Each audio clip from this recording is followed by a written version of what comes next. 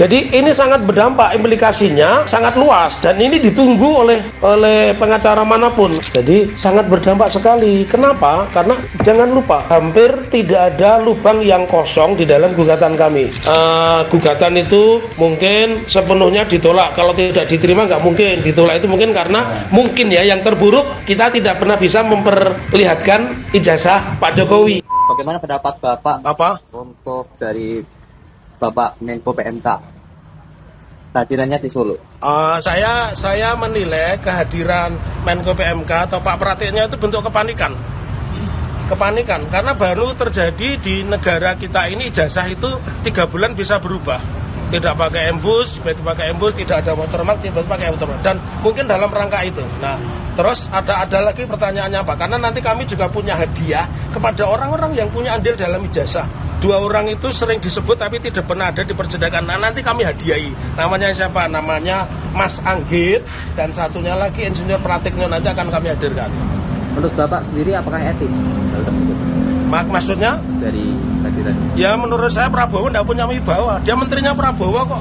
Memangnya Pak Jokowi siapa? Kan menjadi kontroversi. Di satu sisi Pak Jokowi menurut kuasa hukumnya bukan pejabat negara. Nah, kalau bukan pejabat negara, kenapa seorang menteri koordinator PMK kok ada di rumahnya yang bukan pejabat negara? Izin dong. Jadi nggak bisa menteri itu seperti copet, itu nggak bisa, seluman selamat itu nggak bisa. Menteri itu sebutannya pembantu presiden. Ada lagi? Untuk nasihat kepada Pak Prabowo dari Pak Taufik sendiri apa? Pak Prabowo itu udah capek, mundur aja Pak. Anda nangkep Silvister aja nggak bisa, apalagi nyelekan ijazah. Saya sudah nggak percaya sama Pak Prabowo. Saya dukung Pak Prabowo 2014-2019 ketika bersekutu dengan Mas Gibran, ya saya anggap dia bagian dari oligarki. Jadi Pak Prabowo sendiri menurut Bapak nggak bisa menyelesaikan kasus ijazah ini? Saya yakin 161% Pak Prabowo nggak bisa. Ya, kalau dia menyelesaikan Silvister Matutina aja nggak bisa. Dia Pak Prabowo itu ya seperti dalam videonya itu omon-omon. Ya. Kalian dari mahasiswa ya, kok pertanyaanmu kritis gitu. Oke, makasih. Monggo yang lain silahkan. Mudah-mudahan hari ini ada perkembangan bagus ya. Perkembangan bagus itu begini. Tentu pemirsa pengen tahu siapa yang digugat, yes, siapa penggugat, dan apa petitumnya atau permintaannya. Nah, terkait ijazah Jokowi. Ini saya jawab ya, biar dia, jadi inilah kelebihannya kalau saya podcast sama RH itu banyak yang berkomentar, banyak yang mengikuti, bertanya ya, karena memang kebetulan matching, kami berdua ini matching ya. Ini saya kasih tahu dulu, ini saya bocorin ya. Keduanya ini dulu mantan wartawan. Jadi beliau wartawan, saya juga wartawan. Kalau dulu berarti wartawan, bukan mantan wartawan. Ya dulu wartawan, iya dulu wartawan. Sekarang mantan. Ya dulu wartawan, beliau wartawan, saya wartawan juga ya. Nah, saya ingin terangkan siapa penggugatnya supaya berbeda dengan yang lain. Dan tadi mengatakan negara dalam hal ini Rektor UGM, Wakil Rektor UGM sebagai institusi, dan kepolisian sebagai institusi negara supaya bersikap dan berbuat supaya jangan memakan korban begitu banyak ya. Apa yang kita lakukan? Maka kita mendasarkan pemberi kuasanya atau prinsipalnya adalah 2 alumni UGM. Siapa? Yang satu bernama Top Taufan Hakim. Dia alumni 2002 Fakultas Ekonomi Manajemen ya. Kemudian yang kedua Bangun Sutoto ya. Bangun Sutoto ini alumni 2017 ya. Ya dia dia dari Fakultas Ilmu Politik ya, dari Fakultas Ilmu Politik ya. Jadi dari keduanya ini, satu kalau nanti dipertanyakan loh, you siapa? Kan punya legal standing. Itu pertama. Yang kedua, dia warga negara Indonesia, dan yang ketiga dia membayar pajak karena itu dia memiliki alasan supaya isu ini tidak liar dan tidak memakan korban, negara harus bertanggung jawab. Lalu siapa yang digugat? Yang digugat tentu saja Rektor Universitas Gadjah Mada. Kenapa rektor? Rektor selalu dengan narasi, kata-kata ini saya ulang lagi, dengan narasi, tidak pernah dengan bukti, mengatakan awalnya meyakini. Kalau meyakini itu kan berarti dia tidak pernah melihat langsung, meyakini bahwa ijazahnya Jokowi asli dan tidak pernah diperlihatkan hingga hari ini, ya. Dia selalu mengatakan, bahkan yang terakhir mengatakan kita mengakui jasa Jokowi asli. Kita kan tidak bicara akui atau tidak akui, tapi kita bicara apakah jasa itu benar asli atau tidak asli. Lalu Wakil Rektor 2 itu selalu menyebutkan proses pendidikannya seperti ini. Dia ikut KKN di Desa Wonosegoro, dia ikut menyusun skripsi, pembimbingnya ini dan sebagainya, walaupun itu sudah ditolak oleh mereka yang disebut pembimbing dalam hal ini Pak Kasmujo. Nah, itu alasannya. Yang ketiga, kenapa kita memasukkan kepolisian? Karena kepolisian kan menyimpan ijazah dan kemarin ditunjukkan. Kepolisian Republik Indonesia ya? Ya, Kepolisian Republik Indonesia itu menyimpan ijazah. Artinya begini, tadi juga ada di wartawan ditanya ketika di pengadilan, lalu bagaimana kalau ijazahnya itu tahan sebagai barang bukti? Justru gampang, polisi itu kan satu, mau polisi Surakarta, polisi Semarang, polisi Jakarta, polisi Banten, polisinya satu, kan mudah itu ditunjukkan. Nah, terakhir Universitas Gadjah Mada sebagai institusi juga kita masukkan sebagai turut tergugat. Kenapa? Biar dia berbuat, ya, biar dia berbuat, jangan seenaknya. Dan Pak Jokowi sebagai tergugat utama tentu saja berkewajiban kalau di depan wartawan Kompas secara eksklusif mengatakan, saya akan tunjukkan di depan sidang, di depan wartawan yang lain lebih kurang 12 wartawan juga mengatakan begitu, ya. Tentunya itu kalau beliau ini seorang presiden yang bertanggung jawab, seorang pejabat negara bertanggung jawab, dia akan gentleman datang ke pengadilan dan membawa ijazah, selesai. Kalau tidak, ya seperti yang banyak dikatakan, berarti kalau dia memiliki asli berarti dia ingin menghukum warga negaranya. Kalau dia tidak memiliki jasa asli mengaku-ngaku, ya mestinya Pak Jokowi yang harus diproses, bukan seperti yang terjadi Ibu Wakil Gubernur, ya. Ibu Wakil Gubernur di mana itu? Bengkulu, ya? Bukan, Babel. Babel di Bangka Belitung. Di Bangka Belitung itu sudah ditetapkan tersangka dan pasalnya berlapis-lapis. Kenapa ada disparitas pidana? Saya kembalikan, nanti saya diprotes. Ini jadi saya sebagai hostnya diem aja. Nah, Bang Refli biasanya begitu. Nah, ini saya kembalikan lagi aja tanya jawabnya. Jadi mungkin nanti Fadli tambahkan ya. Jadi penggugatnya adalah dua alumni UGM, ya. Top-topan sama Bangun Sutoto. Betul. Kemudian tergugatnya adalah Rektor UGM. Jokowi dulu. Oh, Jokowi. Rektor UGM. Wakil Rektor 2. Kemudian kepolisian. Turut yang kelimanya, turut tergugatnya adalah institusi perguruan tinggi UGM. Oke, sebagai institusi. Ya. Pertanyaannya petitumnya apa tadi? Oh, lupa, belum terjawab nih petitumnya. Nih enaknya kalau yang tanya mantan wartawan, ya. Mantan wartawan atau pernah jadi wartawan? Cerdas dia, tajam. Itu tajam. Saya susah. Biasanya nggak jarang bertanya begini. Betul, ya. Bahwa tuntutannya negara dalam hal ini Pak Jokowi selaku pejabat dan antara kepolisian yang menyita ijazah UGM dan Wakil Rektor 2 itu menunjukkan ijazah di depan sidang biar polemik selesai, biar tidak ada orang di penjara. Aneh, ya, kalau orang di penjara hanya karena tanya ijazah, sementara ijazah yang aslinya tidak pernah ditunjukkan, tiba-tiba orang yang bertanya dan memuat ulang itu dijadikan tersangka. Itu sangat aneh dan semua orang ahli hukum pidana, hukum tata negara, ya, terus hukum karma, semua pasti bertanya itu. Tidak pernah terjadi seperti itu. Oke, jadi secara spesifik adalah mereka tanggung renteng untuk menunjukkan ijazah. Pokoknya ijazahnya ditunjukkan. Pertanyaannya Pak Taufik, pada tanggal 15 Desember ini buat Fadli, ya. Oke. Pada tanggal 15 Desember 2025, hari Senin yang lalu, kita kan lawyer mengikuti gelar perkara khusus. Pak Taufik karena halangan tertentu yang jauh tidak ikut, tapi saya sama Fadli ikut, ya. itu sudah ditunjukkan ijazahnya. Nah, lalu mungkin pancingan buat Fadli. Jadi ngapain lagi? Ya gitu. Silakan Fadli. Yang juga hadir dalam gelar perkara khusus tersebut. Kalau yang ini Fadli nggak pakai zone ya? Enggak. Nggak pakai ya. Dan juga tidak zong. Tidak zone. Fadli sungguhan ini.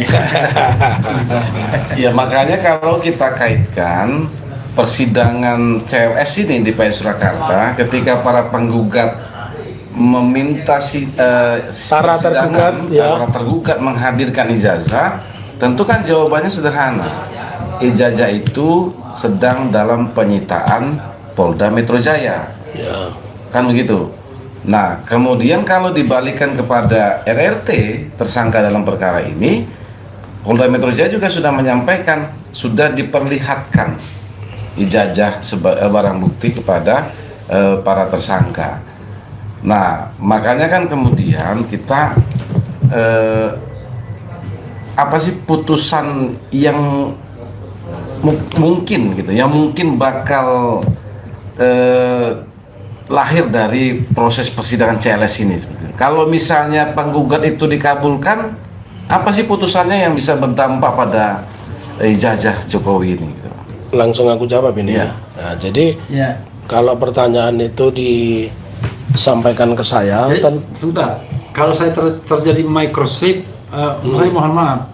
Karena memang baru datang dari Jakarta jam 2 dini hari, jalan dari Jakarta langsung ke PN Surakarta dan sampai sekarang belum menyentuh Ya. bantal dan kasur. Iya. Tapi sudah menyentuh 20 tusuk daging Nah, kambing. daging kambing Pak Manto. Pak Manto. Pak Manto. Iya. Ditambah yang diicip-icip itu apa? Sumsum. Sumsum. Sum-sum, ya. Cukup bikin ngantuk. Silakan. jadi begini, aku mau jawab yang ditanyakan oleh Fadli, ya. Jadi sangat berdampak sekali. Kenapa? Karena jangan lupa, hampir tidak ada lubang yang kosong di dalam gugatan kami. Tadi disebutkan polisi sudah masuk pihak. Iya, polisi masuk pihak sebagai tergugat 4, tergugat 1 adalah Dr. Andes Insinyur Haji Joko Widodo, Betul, tergugat 2 adalah Rektor Universitas Gadjah Mada, tergugat 3 adalah Wakil Rektor 2, dan tergugat 4-nya adalah kepolisian. Jadi kalau kita bicara polisi kan sama aja kan, mau polisi dimanapun orang namanya, misalkan Polsek, Kepolisian Negara Republik Indonesia, polisi sektor, kan begitu kepolisian sektor. Nah artinya Kecuali kalau direformasi.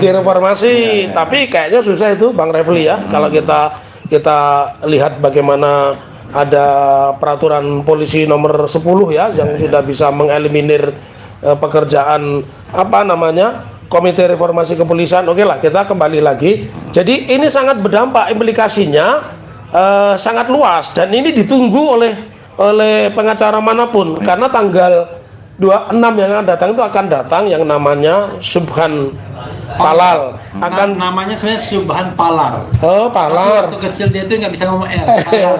Oh iya. Makanya kok lucu Subhan Palal. Ya. Kemudian yang ketiga akan datang penggugat yang lain siapa? Insinyur Komardin Didin SH MM. Dia yang menggugat di Sleman.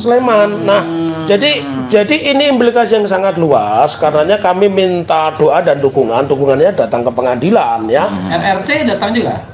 Iya, makanya dan ini kalian yang tidak tahu ya. Dia itu sahabat saya, tapi tidak saya perbolehkan masuk ruang sidang. Yang saya perbolehkan itu Pak Amin Rais. Bahkan Rismon pun tidak saya izinkan masuk ke ruang sidang. Itulah seorang yang profesional karena apa? Nanti akan ditolak kalau mereka ini jadi saksi atau jadi ahli. Jadi tokoh-tokoh itu yang masuk ke ruang sidang hanya Prof. Amin Rais, selebihnya nguping, mungkin nguping saja juga enggak ya kayaknya. Tadi di ruang tunggu kok, ruang tertutup. Kita ngobrol-ngobrol. Iya, ngobrol-ngobrol. Jadi ini sesungguhnya sangat indah ya. Ketika orang dituduh menggunakan, bukan dituduh, ketika orang ditanyakan keabsahannya mengaku UGM, pengadilan tempat yang terhormat karena yang datang juga orang-orang terhormat. Begitu Fadli. Iya. Tadi memang menarik ya.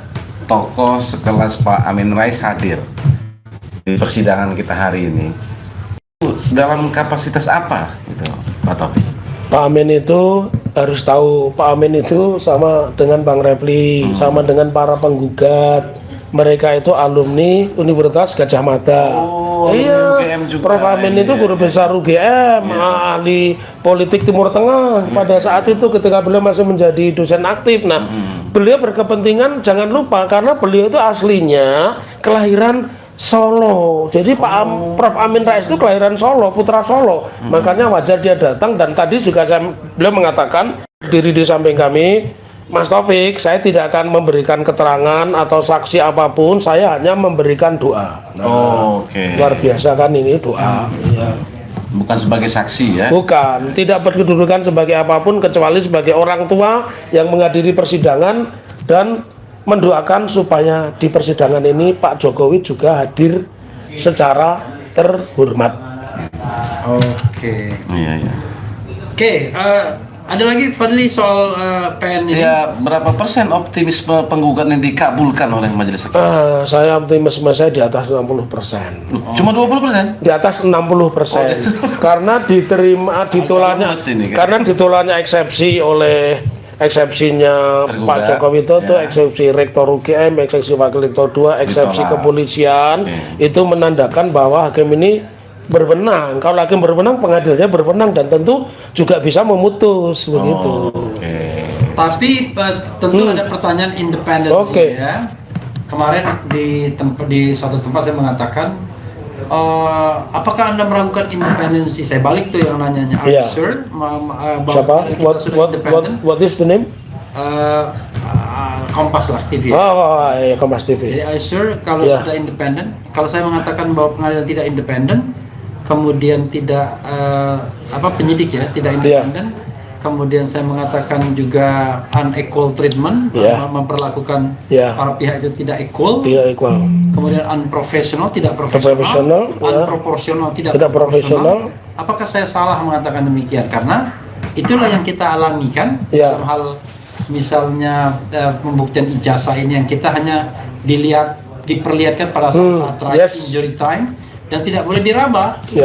Bagaimana kita membuktikan sesuatu dokumen hanya dari katanya kata labkrim atau lapor Mabes Polri ini sudah diuji dan identik asli dan lain sebagainya. Padahal persoalan kita adalah level of integrity-nya, level of trust-nya belum tentu kita percaya. Betul. Nah, karena itulah kemudian saya kok mikir gimana? Apa iya pengadilan negeri Surakarta ini berani? Karena hebat sih, memang berani menolak eksepsi. Karena Subhan Palal tadi ditolak. Yang terbaru itu terbaru dinyatakan tidak dapat diterima. Seperti eksepsi pihak lawan diterima, dikabulkan. Kemudian di PN Jakarta Pusat dulu begitu. Pak Taufik sebelumnya. Betul. Waktu gugatan PMA begitu. Gugatan nomor 099. Komardin. Sama. Juga begitu. Betul, tiba-tiba ini lewat. Fase itu dan kemudian sekarang pembuktian. Apa iya? Nah, gitu. Gitu. Paling mau nambahkan? Iya, memang istimewa ya jadinya. Iya. Kayaknya makanya kita rame-rame Kita rame-rame ke sini itu dalam rangka itu. Makanya menjawab pertanyaan Anda berdua, saya tadi kan mengatakan 60 itu yang 40 itu milik Tuhan milik Tuhan. Kenapa? Itu secara teori saja. Ketika orang eksepsi ditolak itu berarti kan nanti kan ada skenario pemeriksaan bukti, pemeriksaan saksi. Salah satu saksinya adalah ahli, misalkan nanti Bang Darmi kita hadirkan sebagai ahli tata negara, kemudian Rai Suryo kita hadirkan sebagai pakar telematika, kemudian Bu Dr. Tifa sebagai neuropolitika, dan Rismon Sianipar kita minta untuk mengaji Rismon Sianipar untuk mengaji Rismon terkapar bukan Rismon Sianipar untuk melakukan kajian digital forensik. Jadi sesungguhnya saya pun berharap hakim ini tidak sakit kembung, hakim tidak masuk angin. Karena nanti kan ada 3 skenario tuh Bang Refli sama Fadli. Kita sama-sama lawyers bukan lawyer. Jadi kita punya 3 skenario. Satu, bahwa gugatan itu mungkin sepenuhnya ditolak. Kalau tidak diterima nggak mungkin. Ditolak itu mungkin karena mungkin yang terburuk kita tidak pernah bisa memperlihatkan ijazah Pak Jokowi. Aneh nih. Padahal kalau gugatan perdata itu kewajiban pembuktian itu ada pada penggugat dan tergugat, ya. Oke. Kemudian jadi bisa saja nanti karena kita tidak mampu menghadirkan ijazah asli dan sepertinya itu seperti belut putih kecemplung tong yang berisi oli juga ya kan, susah banget itu nangkepnya begitu, ya. Nah, sudah belut, licin. belutnya warna putih itu kan langka, belut putih masuk kecemplung oli. iya. Olinya oli nomor 1 lagi. Ya Allah. Terus yang kedua bisa aja skenario bahwa dikabulkan sebagian, ya, dikabulkan sebagian bahwa satu, pengadilan negeri pasti dinyatakan berwenang mengadili, namun pengadilan negeri tidak berwenang menghadirkan secara paksa keberadaan ijazah, ya, ya, pasti itu nanti seperti. Yang ketiga, ya ini yang kita semua berharap dikabulkan seluruhnya. Bahwa pengadilan negeri berwenang, bahwa pengadilan negeri bisa memerintahkan seperti harapan itu di online kan semua pertanyaan begitu. Ada Bang Taufik, tolong pesan kepada hakim untuk menghadirkan ini, sudah saya sampaikan ya. Yang ketiga bisa saja dikabulkan semuanya bahwa hakim akan memerintahkan kepada yang namanya Dr. Andes Insinyur Haji Joko Widodo untuk datang ke persidangan atau kuasa hukumnya atau orang yang dikuasakan untuk datang di pengadilan menunjukkan ijazah. Itu selesai, dan itu yang diharapkan oleh jutaan pasang mata yang ada di Indonesia atas persidangan di Surakarta. Nah, ini saya justru mau tanya ini sama Bang Refli ya, pakarnya tata negara. Boleh nggak saya mengatakan saya menggugat UGM dan rektor karena dia penyelenggara negara, boleh nggak sah tidak saya mengatakan bahwa mereka ini penyelenggara negara? Karena di dalam eksepsi mereka mengatakan perguruan tinggi itu bukan penyelenggara negara. Nah, ini aku mau tanya sebagai ahli tata negara gimana menurut? Jadi kita pendekatannya dua, pendekatan kelembagaan. Ya. Jadi lembaga itu ada yang namanya lembaga negara. Lembaga negara. Ada lembaga yang bukan lembaga negara. Bukan lembaga negara. Lembaga swasta kan. Ya. Nah, lembaga negara itu adalah salah satu pendekatannya adalah biaya biasanya. Biaya gitu ya. Sepanjang dia dibiaya oleh negara, maka bisa dikatakan lembaga negara. Salah satu indikator. Terus indikator yang lain. Jadi untuk indikator pertama itu biaya. Oke. Tentu proses penyelenggaraan institusi tersebut banyak melibatkan negara kan? Iya. Seperti misalnya dalam pemilihan rektor. Kita tahu kan ada suara menteri dan lain sebagainya. Kemudian penyebutan negeri kan begitu. Kalau kita bandingkan ada perguruan tinggi negeri, perhitungan swasta.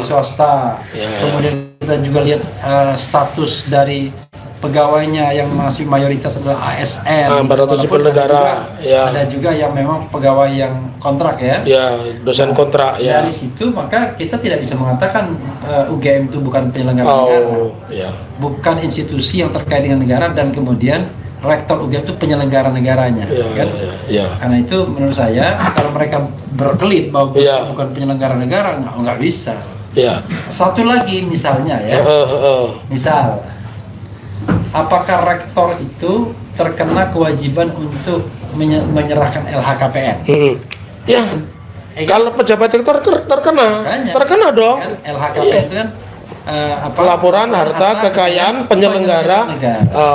Jadi salah satu unsurnya itu. Jadi kita banyak ukuran untuk mengatakan bahwa dia adalah penyelenggara negara. Nah, dalam perspektif good governance, clean government, biasanya institusi-institusi yang apalagi funded by the state gitu ya, itu biasanya terkena kewajiban-kewajiban untuk transparan, objektif, ya kan. Jangan lupa juga Bang Refli, UGM kan punya kewajiban membayar pajak juga. Dosennya terima gaji, bayar pajak, biaya penelitian dan segala macamnya. Karena itu menurut saya kalau dia mengatakan bukan penyelenggara negara, aneh. Karena semua kita penyelenggara negara. Cuman ada penyelenggara negara yang pejabat negara, ada yang bukan pejabat negara. Jadi intinya adalah dia menyelenggarakan urusan negara. Nah, urusan apa yang diselenggarakan? Urusan di bidang pendidikan. Siapa bilang pendidikan itu bukan urusan negara? Nah, dia menyelenggarakan sebagian urusan pendidikan tersebut. Tentu tidak semuanya. Kan, tetapi dia menyelenggarakan urusan negara di bidang pendidikan, dan karena itu dia oleh negara. Itu karena itu saya kira dia terkena kewajiban yang diinginkan oleh pihak Pak Taufik. Begitu. Terima kasih. Salah satu pertimbangan hakim sepertinya seperti itu. Jadi netizen biar tahu ini apa yang kami lakukan ini akal waras bener, punya legal standing, punya tujuan, tidak punya tendensius begitu. Kalau Fadli gimana Ya, Fadli? kalau perguruan tinggi negeri itu kan bagian dari Menteri Pendidikan. Oh begitu Menteri ya. Pendidikan mendelegasikan kewenangannya kepada Kemenristek rektor. Dikti ya, Kementerian Ristek Pendidikan Tinggi ya. Mendelegasikan sebagian kewenangannya kepada rektor. Ya, ya, Untuk ya, apa? Menyelenggarakan pendidikan. Ya, ya. Nah, ketika rektor Unila Lampung ya. ditangkap KPK. Oh iya. Nah, Ingat karena ingat apa? Karena dia penyelenggara Betul, negara, menerima betul. suap. Iya, gitu iya. loh. Iya, iya. Jadi ya konteks itu melekat sesuai dengan Undang-Undang KKN, termasuk dalam beberapa kategori penyelenggara negara. Jadi saya kira itu mereka hanya mencari-cari alasan saja. Iya,